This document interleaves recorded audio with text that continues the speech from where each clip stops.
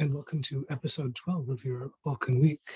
For this week's edition, I would like to talk about Jasenovac. Jasenovac was the largest of the camps run by collaborators with the Nazi regime in the Second World War in Southeast Europe, in the Balkans. It was a prison camp, it was a labor camp, and it was a site of mass killing. And most years there is a commemoration at Jasenovac. There's a memorial site there now on this date to commemorate the fact that in 1945, on these dates, the camp was about to be liquidated. There were only just over 1,000 prisoners remaining, and the remaining prisoners staged a rebellion and an attempted escape, which was largely unsuccessful and tragic.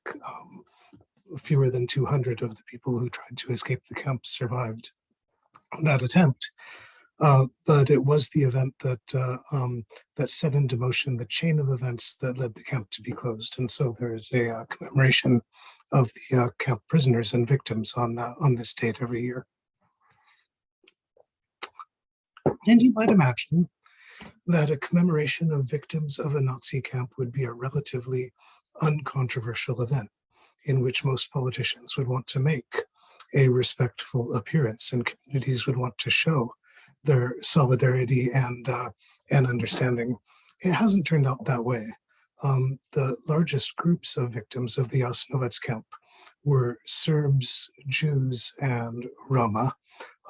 The Jewish community organizations have been boycotting the yearly commemoration at Jasenovac for a long time. And this is because of the prominent presence of pro-fascist symbols in and around the memorial site. This year, the head of the largest ethnic Serb political organization in Croatia, Milorad Pupovac, put out a warning before the event. He said if the politicians, especially the president and prime minister, are going to use this memorial event as a way of carrying on their ongoing fight with one another, it's better if they don't come. Well, as it turns out, the president and the prime minister did come, but they didn't come at the same time because they're in a deep conflict with one another and cannot stand to be within one another's presence. So they attended, they laid their flowers, gave their statements at different times.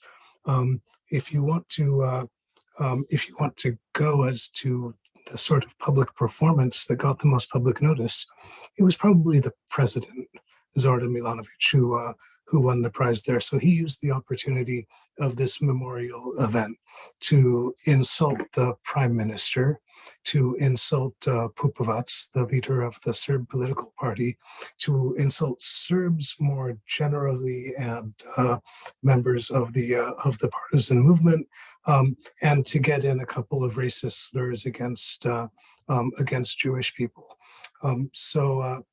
Probably his performance and the performance of all of the politicians was best described by one of his predecessors as president of Croatia, Ivo Josipovic, who said that he was not coming to the memorial because he says that taking part in the memorial under the kinds of political and symbolic conditions that are placed around it is a farce and an act of abuse toward the victims.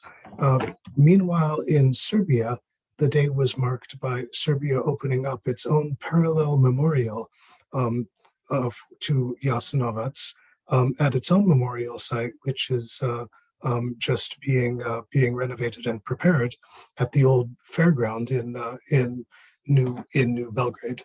So this is a site which served in many instances as a feeder camp for people to be deported to Jasenovac and to other places. Strangely, the event was summed up by, of all people, Nino Raspudic. He is a journalist, politician, and vulgar right-wing exhibitionist who dismissed the commemoration at Jasenovac by saying that it's become to be used as political capital, as a place where people compete over who is more of an anti-fascist. And it's a little weird coming from him, but strangely enough, he seems to have got it right. So why is it turning out like this? Why is this ceremony of commemoration more a space of unnecessary and degrading confrontation rather than the kind of memorial that you might expect? Well, I think there are a couple of reasons here.